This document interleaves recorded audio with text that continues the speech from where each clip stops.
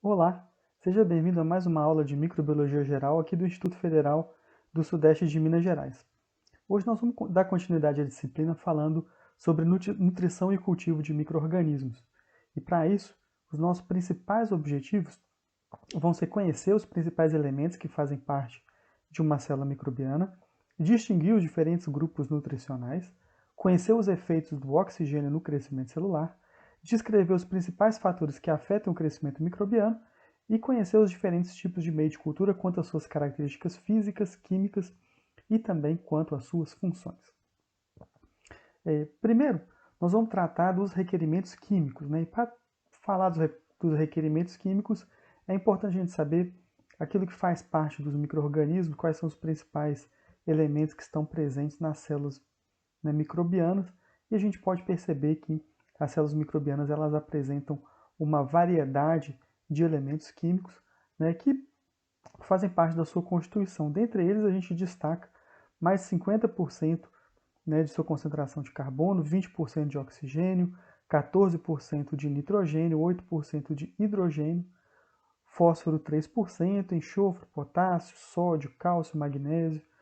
Todos esses são elementos químicos que devem estar presentes no meio de cultura para poder, né, a gente ter o desenvolvimento desses organismos. Né? Cada um tem a sua função, né? A gente tem aí o carbono que pode ser fornecido de diferentes formas, e por isso é importante conhecer o metabolismo dos micro-organismos que nós vamos cultivar, porque é a partir do conhecimento desse metabolismo que nós vamos saber qual a forma pela qual nós vamos ofertar ou disponibilizar esses nutrientes. Por exemplo, se for carbono, nós vamos disponibilizar carbono na forma de CO2 ou nós vamos disponibilizar carbono na forma de compostos orgânicos, de moléculas orgânicas. Né? Isso vai depender do metabolismo do organismo. Da mesma forma, o nitrogênio, né, ele pode ser disponibilizado na forma de nitrogênio gasoso, N2, né? Pode ser oferecido na forma de nitrito, na forma de nitrato, na forma de amônio.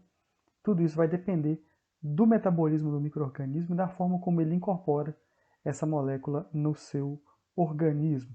Né?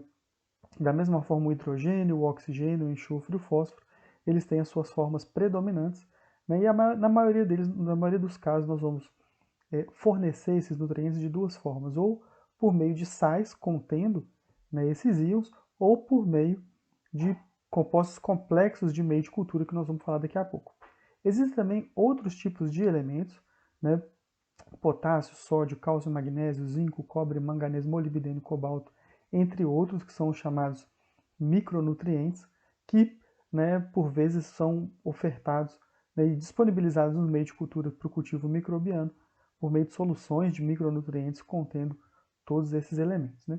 Mas existem também demandas microbianas que dependem do metabolismo, relacionados a compostos orgânicos que os micro-organismos não são capazes de sintetizar, né, e por isso devem ser oferecidos para ele poder crescer. Né, então, de maneira bem pragmática, para ele poder crescer. Né?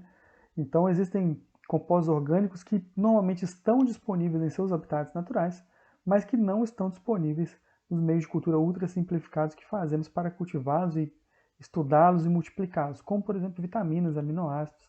Né? E esses micro-organismos que têm uma alta demanda por compostos orgânicos, é, né, por fatores de crescimento dessa natureza, eles são chamados de micro-organismos fastidiosos.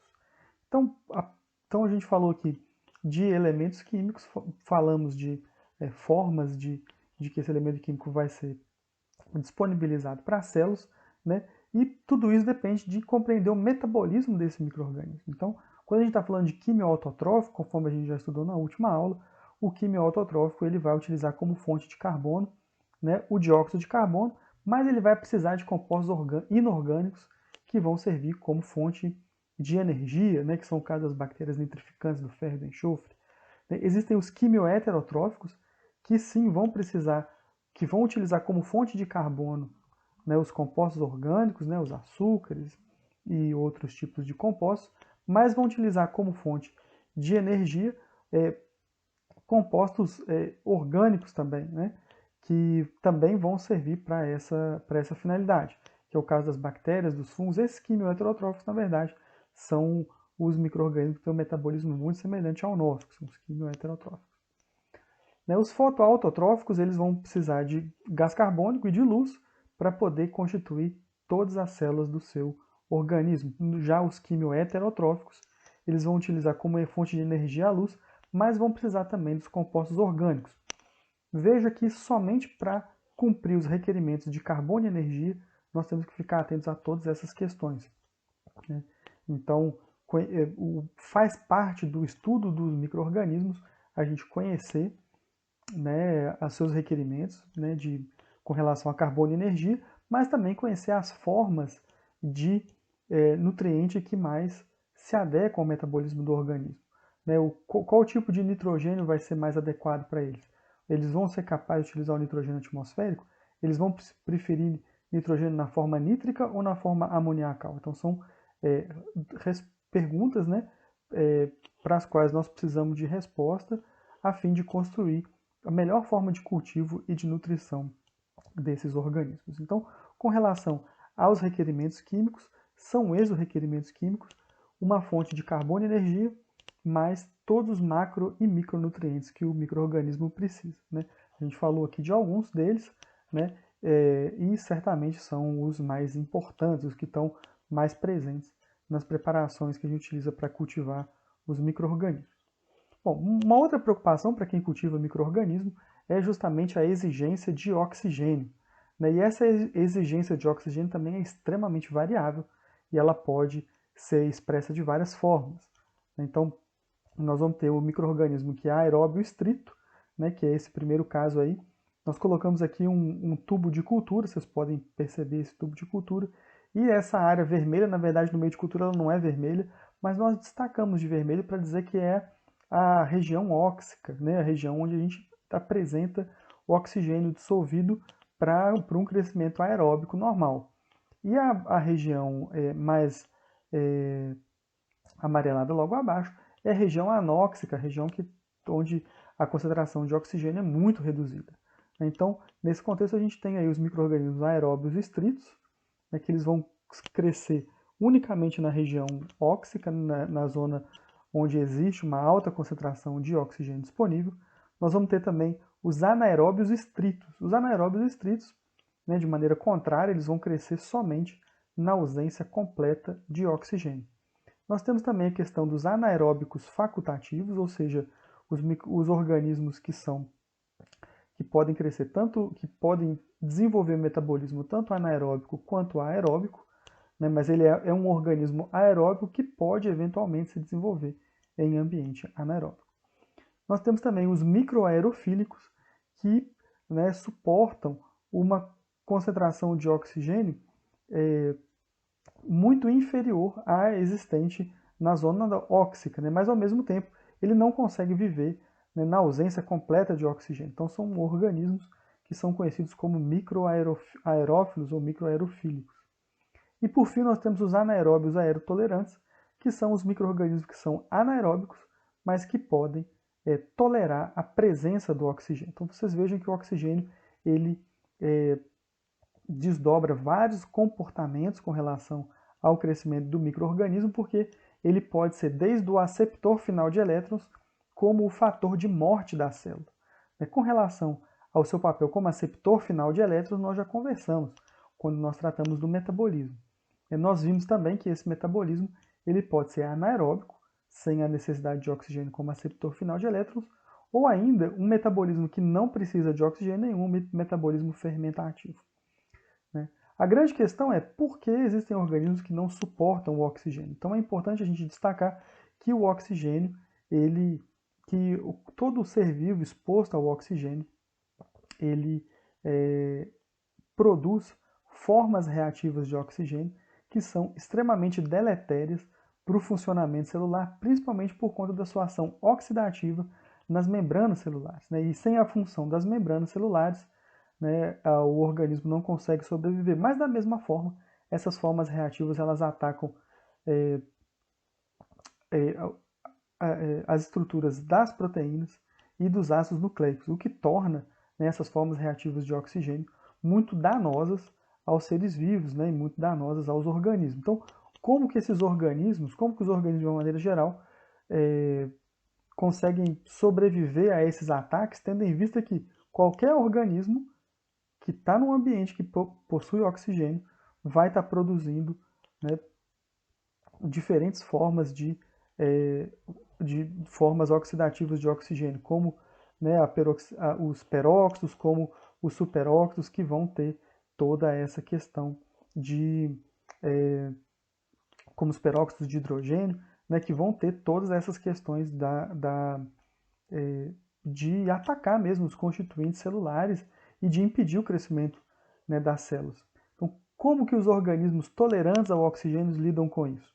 Né? Bom, eles lidam porque eles apresentam um arsenal de enzimas que auxiliam na degradação das formas reativas de oxigênio, né, como a catalase, que vai desdobrar o peróxido de hidrogênio em água mais oxigênio.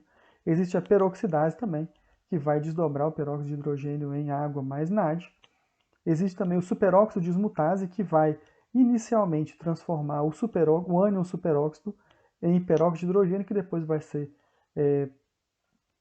inativado pela catalase. Né? Da mesma forma, a gente tem a superóxido redutase, que vai agir também desse mesmo caminho. Então a gente percebe que as células que vivem na presença de oxigênio possuem integral ou parcialmente esse conjunto de enzimas que fazem a destoxificação das formas reativas de oxigênio e com isso conseguem sobreviver. Então, voltando lá aos nossos tipos de crescimento, né, a gente lembra lá que os aeróbios estritos, o oxigênio ele é necessário para o crescimento e ele possui catalase e superóxido de dismutase para lidar com as formas reativas de oxigênio. Já os anaeróbios facultativos, eles não precisam de oxigênio e, na verdade, mas eles podem viver eles precisam do oxigênio, mas podem viver na ausência do oxigênio. E eles possuem as enzimas catalase e superóxido de dismutase. Já os anaeróbios estritos, eles vivem somente na ausência de oxigênio, porque eles não possuem as enzimas do metabolismo oxidativo, aí, catalase e superóxido de dismutase. Os aerotolerantes, eles possuem essas enzimas e os anaeróbios aerotolerantes, eles não precisam do oxigênio para o seu crescimento e eles possuem as enzimas para inativação parcial dessas formas reativas. E os microaerófilos, eles têm uma inativação parcial dessas formas reativas, o que permite que eles suportem uma concentração média relativa de oxigênio no meio de cultura e com isso consigam sobreviver. Né? Bom, a gente falou um pouco a respeito dessa questão do meio de cultura, de como que os micro-organismos respondem ao meio de cultura, mas é importante ao oxigênio, né? Mas como é que a gente resolve isso no meio de cultura? Então, o primeiro problema é nós temos um meio líquido e nós vamos cultivar um micro-organismo aeróbico. Como é que eu vou resolver esse problema? Bom, a melhor forma de resolver esse problema é oxigenando o meio de cultura com esse tipo de equipamento que nós estamos vendo aqui, que é uma incubadora com agitação orbital. Ele agita o meio de cultura numa determinada velocidade, de modo que o oxigênio vai ser sempre dissolvido nesse meio. Ao mesmo tempo, a gente pode querer o contrário, a gente pode querer que o meio de cultura não apresente nenhum oxigênio, porque o micro-organismo é anaeróbico. Então, a gente pode ter a jarra de anaerobiose, uma jarra de anaerobiose em que a gente tem estratégias específicas para poder, e também marcadores e indicadores de anaerobiose para poder indicar que realmente está em condição de anaerobiose. É uma jarra fechada hermeticamente, e depois que ela é fechada, vai acontecer a supressão do oxigênio, seja por meio químico, seja por meio de combustão, acendendo uma vela dentro dessa jarra para poder acabar com o oxigênio que está ali dentro, ou reduzir muito a concentração de oxigênio ali dentro, a ponto de permitir o crescimento de micro-organismos anaeróbicos. Uma outra forma também é o cultivo em anaerobiose por meio da câmara de anaerobiose. Essa câmara de anaerobiose, ela apresenta um sistema de transferência, onde a gente coloca o material nesse sistema. Esse sistema ele tem uma substituição de atmosfera ali, para que a gente possa, dentro dessa câmara, trabalhar na ausência completa de oxigênio e assim fazer o cultivo e a manipulação dos micro-organismos. Bom, a gente fala um pouco a respeito dos fatores, dos elementos químicos, fizemos algumas ponderações a esse respeito, falamos também a respeito das exigências relativas ao oxigênio, né, tanto para a presença quanto para a ausência de oxigênio, e vamos falar um pouco agora dos fatores físicos que interferem no crescimento microbiano. Dentre os fatores físicos, né, nós vamos começar falando, obviamente, da temperatura. E quando a gente fala da temperatura, como é que o micro-organismo responde à temperatura? Como é que é a taxa de crescimento dele em resposta à temperatura? Logo depois, a temperatura mínima é a temperatura que permite o pleno funcionamento das membranas, né? E permite um mínimo funcionamento das membranas e uma mínima atividade bioquímica das enzimas para que o micro-organismo permaneça vivo, né? À medida que a temperatura aumenta, as reações enzimáticas vão acontecendo em velocidades cada vez maiores, né? Até que a gente chega na velocidade ótima, né, na temperatura ótima de crescimento, que é a temperatura onde o crescimento do micro-organismo ou a sua taxa de crescimento ela está o mais otimizada possível, ela é máxima, né? Ela é a sua temperatura ótima, ou seja, onde a taxa de crescimento é máxima. E nós temos também a temperatura máxima, aquela temperatura próxima do zero, né, onde acontece a desnaturação das proteínas e o colapso da membrana plasmática. Então, é mais ou menos esse que é. Né? Assim a gente pode avaliar como é que é o efeito da temperatura sobre o crescimento dos micro-organismos. Né? Existe uma temperatura mínima, na qual, abaixo dessa temperatura, as membranas e as proteínas não funcionam. Existe a temperatura ótima, onde está tudo otimizado para o crescimento máximo da bactéria. E existe a temperatura máxima de crescimento, que é na temperatura máxima o micro-organismo vai crescer próximo do zero, porque ele, né, já está próximo da desnaturação das proteínas e colapso celular. Nesse contexto, nós vamos ter bactérias que se adaptam a diferentes tipos de temperaturas, a diferentes tipos de ambientes. Então, nós vamos ter desde os psicotróficos aqui, que tem a temperatura ótima aqui próxima a 10 graus, até os hipotermófilos, que vão ter temperatura ótima aqui perto dos 100 graus. Né? Então, a gente percebe aqui uma grande variedade, uma grande variação com relação ao crescimento das bactérias. Né? E com toda bactéria que se trabalha, é importante você saber qual é a temperatura ótima de crescimento para que você tenha um cultivo otimizado, né, dessas bactérias. É interessante que uma boa dica, uma boa sinalização para entender qual é a temperatura ótima de crescimento desse micro-organismo é ter em mente qual é a temperatura do seu habitat natural. Né? E com isso, sabendo a sua temperatura no seu ambiente natural, a gente consegue mais ou menos determinar as proximidades ali para poder fazer um cultivo inicial e depois a otimização do processo de cultivo. Né? Da mesma forma como a gente tem essa questão da temperatura, a gente tem a preocupação com o pH. O pH é fundamental para o crescimento microbiano. O pH ele determina se nós vamos ter ou não o crescimento microbiano.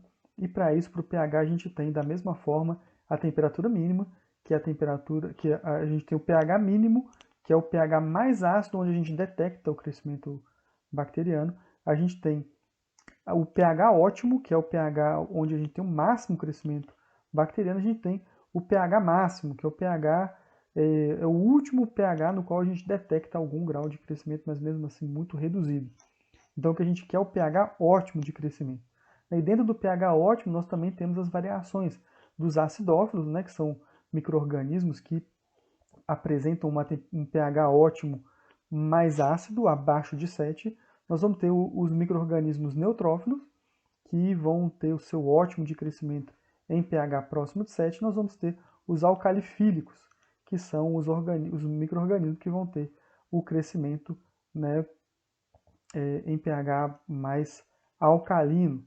E nesse contexto a gente tem uma série de micro-organismos que crescem, né, nos diferentes tipos de pH. Né? A gente tem a Escherichia coli, que tem o pH ótimo em volta de 7, mas ela cresce de 5,5 a 8. A gente tem vários organismos acidófilos, né? Desde, né, do picrófilos, que cresce na pH 1, até a rodófila, que cresce no pH 5. E nós temos os alcalifílicos, né? nós vamos ter aí bactérias, por exemplo, como o Bacillus firmus, que crescem em pH 8. A gente percebe claramente que o pH ele tem uma influência importante e a gente deve saber, né? Isso também vai ser um dos fatores que nós vamos tomar, nós vamos ficar bastante atentos no processo de preparação de meio de cultura. Bom, o próximo influência que nos preocupa é justamente a questão da pressão osmótica. A gente já, vou passar rapidamente, porque a gente já conversou sobre a influência da pressão osmótica na célula bacteriana e como uma pressão osmótica elevada pode levar à plasmólise, né, numa solução hipertônica, que pode ser uma solução que tem alta concentração salina ou simplesmente pode ser uma, uma condição que possui uma alta atividade, baixa atividade de água. Nesse contexto, a gente tem aí uma série de bactérias, né, que são capazes de crescer desde a atividade de água da água pura, como Spirilo, Caulobacter, até bactérias que são capazes de crescer em atividade de água extremamente reduzidas, como em cereais, em balas e frutas secas, como Xeromyces e outros fungos xerófilos, ou seja, que conseguem realmente viver numa atividade de água muito, muito baixa. Mas, ao mesmo tempo que a gente tem a atividade de água, que pode levar a, né, a plasmólise, a gente tem a questão também da pressão osmótica, que é bastante importante, que da pressão osmótica relacionada à concentração de sais.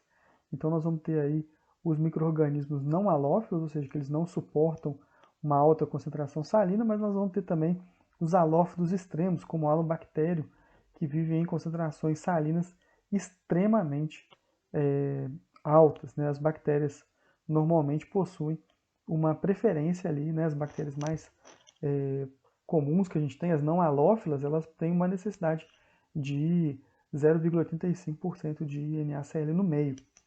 E isso vai fazer com que as bactérias se adaptem a esse meio.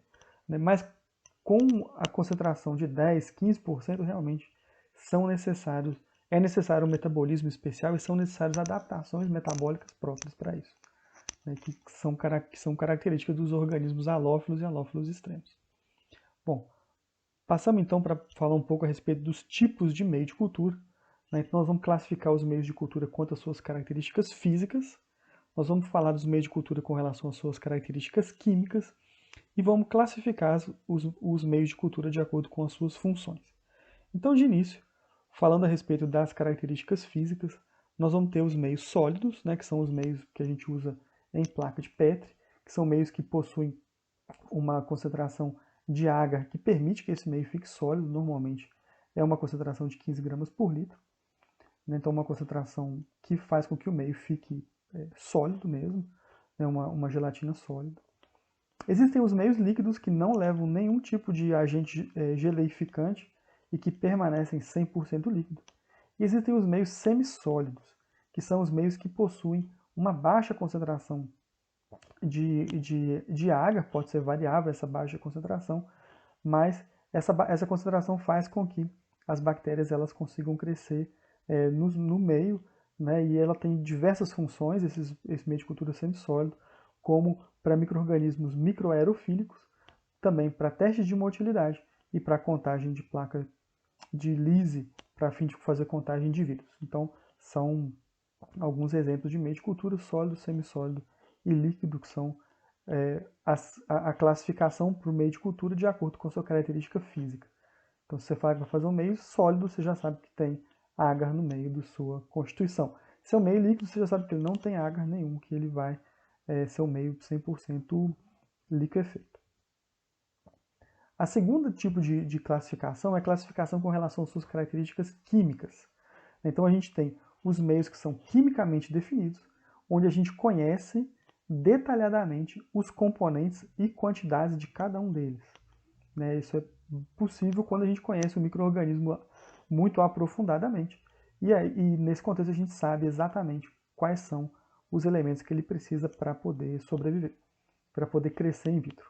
E existem também os meios complexos. Esses meios complexos, eles possuem componentes cuja composição não é completamente conhecida, mas ela é muito rica e fornece uma grande variedade de elementos químicos, orgânicos e inorgânicos para que haja o crescimento microbiano. São exemplos desses componentes complexos o extrato de carne, o extrato de levedura, as peptonas e outros componentes que são extratos biológicos, né, altamente ricos em nutrientes e cofatores de crescimento, que vão servir para o crescimento de um amplo espectro de organismos, né? Então, vamos começar aqui falando de alguns meios de cultura quimicamente definidos, né? Por exemplo, o meio de cultura para E. coli, em que a gente tem glicose, né, que é a fonte de carbono e energia, o fosfato de amônio monobásico, que ele vai servir de fonte de fósforo e de nitrogênio, né, e algum grau de tamponamento, o cloreto de potássio, o cloreto de sódio, né, que vai servir justamente para essa questão osmótica, o sulfato de magnésio, fornecendo o magnésio e o sulfato como cofatores de crescimento, e o sulfato de potássio de base, que serve tanto para fornecimento de potássio e fósforo, quanto para o fornecimento, para o efeito tampão, né, para evitar a oscilação do pH do meio de cultura. Do lado de cá, né, nós temos o meio definido para leuconostoque. Leuconostoque é um organismo fastidioso, então para você cultivar ele, você precisa não só de uma fonte de carbono e os sais, mas você precisa de uma série de aminoácidos, né, de uma série de purinas e pirimidinas, uma série de vitaminas. Os elementos traços e o pH tem que ser regulado para 7, precisamente, para você poder ter o crescimento desse organismo. Veja que é justamente esse o conceito de micro-organismo fastidioso, que é aquele em que você precisa de colocar todos os elementos que ele precisa de maneira muito... Ele produz poucos compostos orgânicos, então você precisa fornecer para ele no meio de cultura. Já a E. coli é capaz de, a partir da glicose, produzir quase tudo que ela precisa para o seu crescimento, ou produzir tudo que ela precisa para o seu crescimento a partir da glicose. Um outro meio de cultura que eu vou apresentar para vocês é o meio de cultura complexo. E aí vocês vão perceber uma diferença muito grande, porque ao invés de saber detalhadamente e precisamente quais são os elementos químicos que vão estar presentes, o que nós vamos ter são os elementos complexos, como a peptona, que é um tipo de proteína parcialmente digerida, que fornece uma série de aminoácidos importantes para as bactérias. O extrato de carne, que também é uma fonte importante de proteínas e de carboidratos para a célula. O cloreto de sódio. O agar, né, que é o geleificante, nesse caso aqui é um meio sólido, né, e a água para poder fazer, né, a solução, que depois vai, depois da autoclavagem, quando a temperatura esfriar, ela vai ser um meio de cultura sólido. Por fim, a gente tem um meio de cultura aqui de uma quimio autotrófica. Como o próprio nome diz, ela é autotrófica, então nós não precisamos colocar uma fonte de açúcar orgânico para ela. A gente precisa colocar uma forma de gás carbônico, uma forma de CO2, que vai ser disponibilizado na forma de carbonato de sódio, né, que vai disponibilizar, né, no meio de cultura ali o ácido carbônico, que vai ser justamente a fonte de carbono para esse organismo. Né? A fonte de energia aqui vai ficar por conta, né, do sulfato de amônio, que vai ser aqui reduzido, e com isso ele vai ele vai ser oxidado, e com isso vai fornecer toda a energia para esse organismo sobreviver. Então veja que é um outro tipo de meio de cultura, é um outro contexto, são outras características, porém algumas coisas elas permanecem, como o fornecimento de íons essenciais, como o magnésio, ferro e o cálcio, a necessidade de um tamponamento feito, na maioria das vezes, com fosfato de potássio, né? E isso faz com que, e obviamente a água como solvente. Então esse é um meio de cultura para organismos quimio-autotróficos.